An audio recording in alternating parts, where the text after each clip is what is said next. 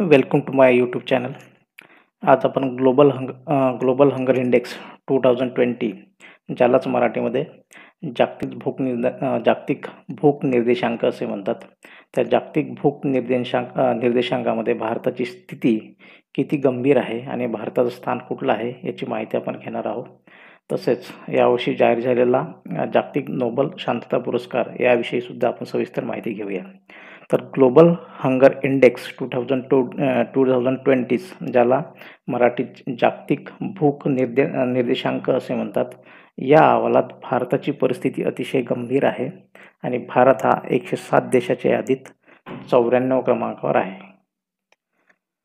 आजच्या व्हिडिओमध्ये आपण जागतिक भूक निर्देशांक 2020 मध्ये भारताचं स्थान काय आहे, भारताची परिस्थिती कशी आहे आणि जागतिक भूक निर्देशांक ज्याला इंग्रजीमध्ये ग्लोबल हंगर इंडेक्स असं म्हणतात त्याविषयी आपण सविस्तर माहिती जाणून घेऊया. तर नुकतंच काही दिवसापूर्वी ऑक्टोबर महिन्यामध्ये जगातील भुकेच्या समस्येशी संबंधित 2 महत्त्वाच्या घटनांनी जगाचे लक्ष वेधून घेतलेले आहे. पहिली घटना आहे ती जागतिक अन्न कार्यक्रमास सन 2020चा नोबेल शांतता पुरस्कार जाहीर होणे आणि दुसरी घटना आहे जागतिक भूक निर्देशकांचे प्रकाशन. म्हणजे पहिली जी महत्त्वाची घटना घडली आहे की 2020चा शांततेचा नोबेल पुरस्कार जागतिक अन्न कार्यक्रमास भेटलेला आहे. खूप महत्त्वाचा प्रश्न आहे करंट अफेअरच्या दृष्टिकोनातून. म्हणजे पहिली घटना काय आहे तर जागतिक अन्न कार्यक्रमास 2020चा नोबेल शांतता पुरस्कार जाहीर झाला आहे आणि दुसरी घटना आहे जागतिक भूक निर्देशांक ज्यालाच इंग्रजीमध्ये ग्लोबल हंगर इंडेक्स असं म्हणतात त्याचं झालेलं प्रकाशन. आता या निर्देशकांचे प्रकाशन दरवर्षी होत असतेच, पण या वर्षीच्या अहवालामध्ये सन 2030 पर्यंत भूकमुक्तीचे जे शाश्वत लक्ष ठेवलेलं होतं ते अवघड असल्याचं नमूद केलेलं आहे. म्हणजे 2030 पर्यंत संपूर्ण देश भूकमुक्तीतून मुक्त होतील असं शाश्वत लक्ष ठेवलं गेलं होतं, परंतु हा जो रिपोर्ट 2020चा आलेला आहे त्या रिपोर्टनुसार आता ते लक्ष गाठणं खूप अवघड गेलेलं आहे. तर त्याचं कारण काय तर पुढं आपण बघूया.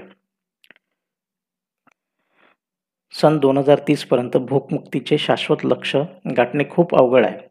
त्यामुळे त्याचा जास्त महत्त्व देऊन अभ्यास करणे गरजेचं ठरतो.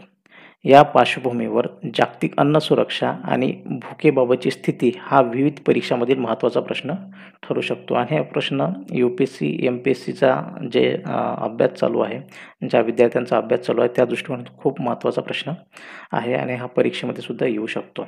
तसेच राज्यसेवा मुख्य परीक्षेच्या सामान्य अध्ययन पेपर 3 आणि 4 मध्ये अन्न व भूक यांच्याशी संबंधित मुद्द्यावर भर दिला जाण्याची शक्यता आहे. यावर्षी शांततेचा नोबेल पुरस्कार जो भेटलेला आहे तो जागतिक अन्न कार्यक्रमास भेटलेला आहे, ज्याला इंग्रजीमध्ये वर्ल्ड फूड प्रोग्राम ज्याचा शॉर्ट फॉर्म WFP असा आहे. सन 2020चा शांततेचा नोबेल पुरस्कार WFP म्हणजे वर्ल्ड फूड प्रोग्रामला जाहीर करण्यात आलेला आहे. भूकमुक्तीसाठी आणि भुकेचा युद्ध आणि संघर्षामध्ये हत्यार म्हणून वापर होण्यासाठी करण्यात आलेल्या प्रयत्नासाठी जागतिक अन्न कार्यक्रमास सन 2020चा नोबेल शांतता पुरस्कार जाहीर करण्यात आलेला आहे. म्हणजे भूकमुक्तीसाठी त्यांनी खूप मोठ्या प्रमाणात प्रयत्न केलेले आहेत आणि या प्रयत्नासाठीच त्यांना 2020चा नोबेल शांतता पुरस्कार जाहीर करण्यात आलेला आहे.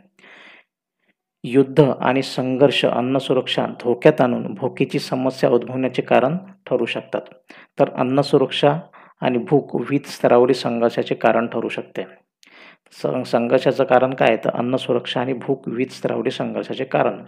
अशा प्रकारे भूक आणि अन्न हे अन्न सुरक्षेचे दुष्टचक्र असल्याचे नमूद करत नोबेल समितीने शांततेचा नोबेल पुरस्कार जाहीर केलेला आहे आणि हा नोबेल पुरस्कार कोणाला भेटला आहे तर जागतिक अन्न कार्यक्रमास वर्ल्ड फूड प्रोग्रामला 2020चा शांततेचा नोबेल पुरस्कार जाहीर झालेला आहे. सन 2061 मध्ये संयुक्त राष्ट्राच्या माध्यमातून गरजूपर्यंत अन्नधान्याची मदत पोहोचवण्यासाठीचा प्रयोग म्हणून अमेरिकेचे तत्कालीन राष्ट्राध्यक्ष आयझेनहोवर यांच्या प्रयत्नातून जागतिक अन्न कार्यक्रम ज्यालाच WFP वर्ल्ड फूड प्रोग्राम या संघटनेची स्थापना करण्यात आली होती.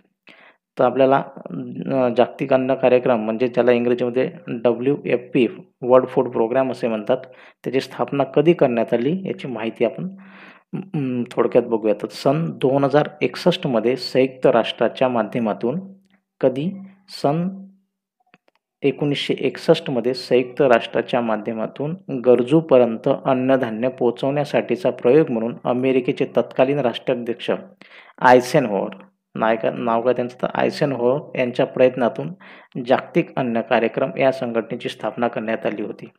कधी? तर सन 1961मध्ये. आणि कोण केली? तर अमेरिकेचे तत्कालीन राष्ट्राध्यक्ष आयझेनहॉवर यांनी केली. आणि कशासाठी केली? तर गरजूंपर्यंत अन्नधान्याची मदत पोहोचवण्याकरता. आणि सन 1965मध्ये तिची स्थायी संघटनेमध्ये रूपांतर करण्यात आले होते.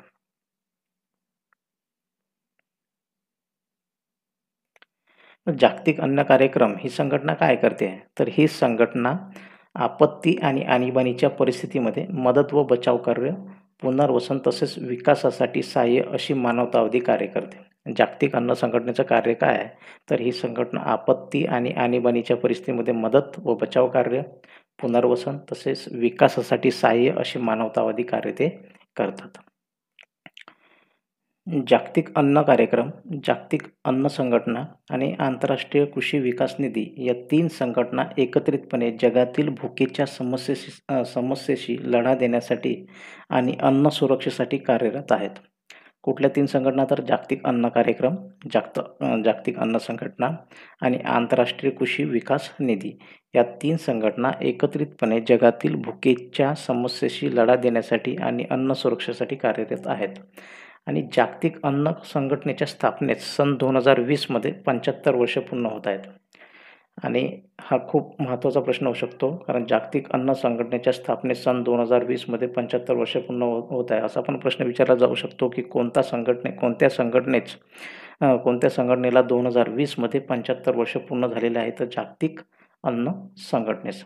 अन्न सुरक्षितता आणि पोषण उपलब्ध होण्यासाठी प्रयत्न करणे या हेतूने युनेस्कोच्या अंतर्गत ही विशेष संस्था स्थापन करण्यात आलेली आहे. म्हणजे युनेस्कोच्या अंतर्गत ही जागतिक अन्न कार्यक्रम ही एक संस्था स्थापन करण्यात आलेली आहे. आंतरराष्ट्रीय कृषी विकास निधीस, ज्याचा शॉर्ट फॉर्म IFAD, ज्याला फिच या पत निर्धारण संस्थेकडून EE+ असे पत नामांकन प्राप्त झालेले आहे. आंतरराष्ट्रीय कृषी विकास निधीस IFADला फिच या पद निर्धारण संस्थेकडून EE+ असे पद नामांकन प्राप्त झालेले आहे. अशा प्रकारे सार्वजनिक पद मानांकन मिळवणारा संयुक्त राष्ट्राकडून स्थापन करण्यात आलेला हा पहिला निधी आहे. म्हणजे आंतरराष्ट्रीय कृषी विकास निधीस फिच या पद निर्धारण संस्थेकडून EE+ असे पद नामांकन याला जागतिक अन्न कार्यक्रमाला प्राप्त झालेला आहे. अशा प्रकारे सार्वजनिक पद नामांकन मिळवणारा संयुक्त राष्ट्राकडून स्थापन करण्यात आलेला हा पहिलाच निधी आहे. स्वतः संयुक्त राष्ट्र संघटना व संयुक्त राष्ट्र मानवाधिकार कार्यालय, ज्याला UNHRC असे म्हणतात, united national human right commission, UNHRC, UNICEF, आंतरराष्ट्रीय श्रम संघटना ILO, संयुक्त राष्ट्र शांतता दल, UN पॅकेजिंग फोर्स अँड हवामान बदलावरील आंतरशासकीय संघटना IPCC या संयुक्त राष्ट्राशी संबंधित असणाऱ्या संघटनांना यापूर्वी नोबेल शांतता पुरस्कार जाहीर झाला आहे. परंतु यातील UNHRC या कार्यालयास 2 वेळा हा पुरस्कार प्रदान करण्यात आलेला आहे. जागतिक शांततेचा पुरस्कार 2 वेळा कोणाला जाहीर झालेला आहे? तर युनायटेड नॅशन ह्युमन राईट कमिशनला शांततेचा नोबेल पुरस्कार हा 2 वेळा जाहीर झालेला आहे. जागतिक भूक निर्देशांक, ज्यालाच इंग्रजीमध्ये ग्लोबल हंगर इंडेक्स म्हणतात, हा अहवाल कन्सर्न वर्ल्ड वाईड आणि वेल्थ हंगर हेल्पी, नाव लक्षात ठेवा, कन्सर्न वर्ल्ड वाईड आणि वेल्थ हंगर हेल्पी या अराजकीय संस्थांकडून संयुक्तपणे हा अहवाल प्रसिद्ध करण्यात येतो. जागतिक भूक निर्देशांक, ज्याला इंग्रजीमध्ये ग्लोबल इंडेक्स म्हणतात, तो कोणाकडून प्रसिद्ध करण्यात येतो? तर कन्सर्न वर्ल्ड वाईड आणि वेल्थ हंगर हेल्पी या संस्थांकडून तो संयुक्तरित्या प्रसिद्ध करण्यात येतो. संयुक्त राष्ट्र संघटनेच्या विविध संघटनेच्या आकडेवारीचा अभ्यास व विश्लेषण करून हा अहवाल तयार करण्यात येतो. आणि या अहवालातील महत्त्वाचे मुद्दे हे पुढीलप्रमाणे आहेत. मागील वर्षी म्हणजे 2019मध्ये 117 देशाच्या यादीमध्ये भारत हा 102व्या स्थानावर होता. आणि यावर्षी 2020मध्ये 107 देशाच्या यादीमध्ये भारतात 94 क्रमांकावर आहे. म्हणजे मागच्या वर्षी देशाची यादी जास्त होती, तर यावर्षी फक्त 107 देश आहेत आणि 107 देशामध्ये ग्लोबल हंगर इंडेक्स 2020 म्हणजे जागतिक भूक निर्देशांक 2020मध्ये भारत हा 94व्या स्थानावर आहे आणि भारताची स्थिती जागतिक भूक निर्देशांकामध्ये खूप वाईट आहे. भारताच्या शेजारी देशापैकी भूतान देशाची आकडेवारी अपूर्ण असल्याने त्याला या यादीमध्ये स्थान देण्यात आलेली नाही. इतर शेजारी देशापैकी केवळ अफगाणिस्तान वगळता सर्व देश भारतापेक्षा वरच्या म्हणजे चांगल्या स्थितीत असल्याचे अहवालावरून दिसून येते. म्हणजे या अहवालामध्ये भारताचं खूप वाईट स्थान असलेलं आपल्याला दिसून येते. 5 वर्षाखालील वयाच्या मुलांमध्ये उंचीच्या मानाने कमी वजन असलेल्या मुलाची म्हणजेच अपोषित, ज्याला अंडर न्यूरिश म्हणतात, मुलाची सर्वाधिक संख्या भारतामध्ये आहे.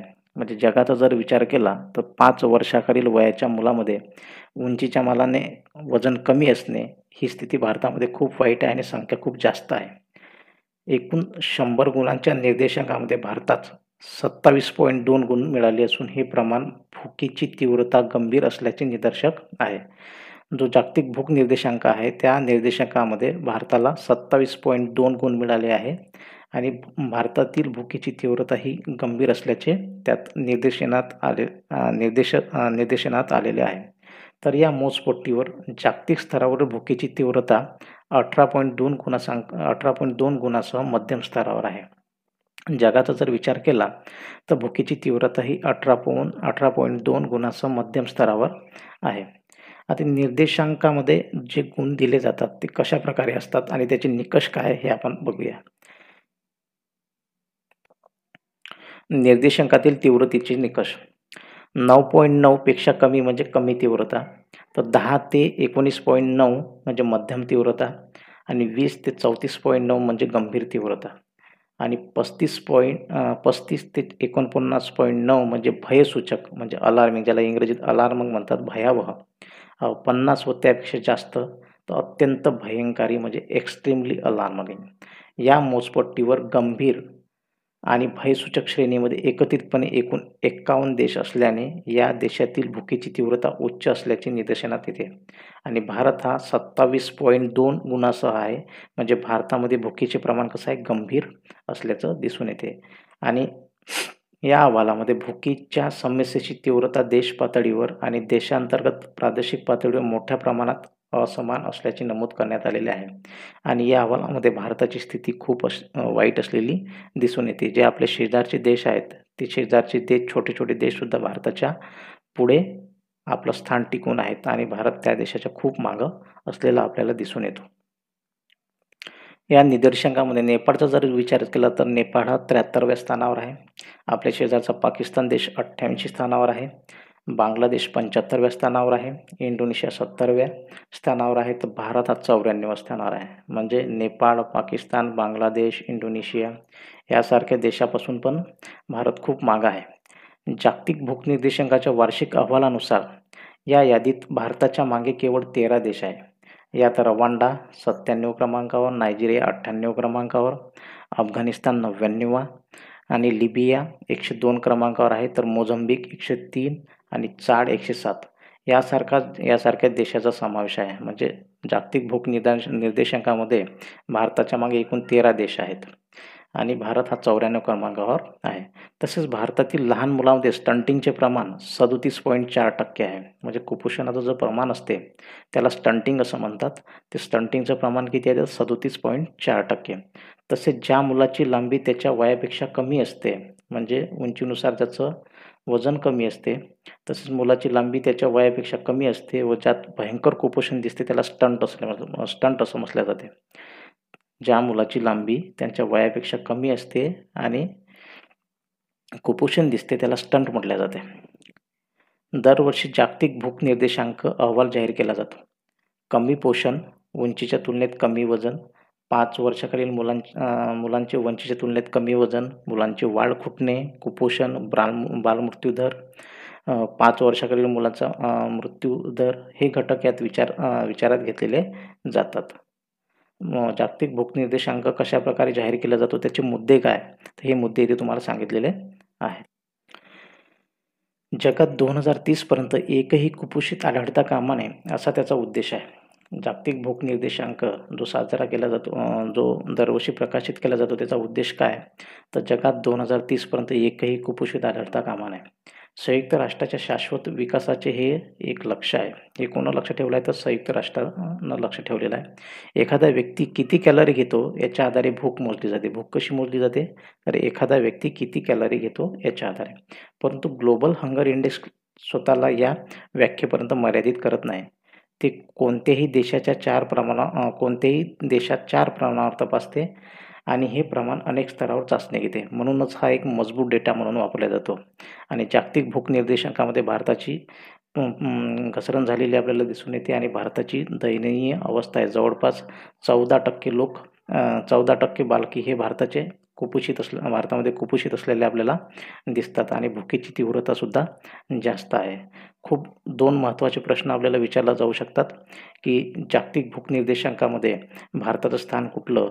तर भारत हा 107 देशाच्या यादीत 94 स्थानावर आहे आणि यंदाचा शांततेचा नोबेल पुरस्कार कोणाला जाहीर झालेला आहे? तर यंदाचा शांततेचा नोबेल पुरस्कार जागतिक अन्न कार्यक्रमास जाहीर झालेला आहे. हे 2 महत्त्वाचे प्रश्न आपल्याला परीक्षेच्या दृष्टिकोनातून अतिशय महत्त्वाचे होऊ शकतात. म्हणून हे आपल्याला माहीत असावं. पुढच्या व्हिडिओमध्ये आपण दुसरी एक महत्त्वाची बातमी घेऊन येणार आहोत. Thank you. धन्यवाद. आणि व्हिडिओ जर आवडला तर सर्वांनी लाईक करा, शेअर करा आणि चॅनलला सबस्क्राईब करा. Thank you.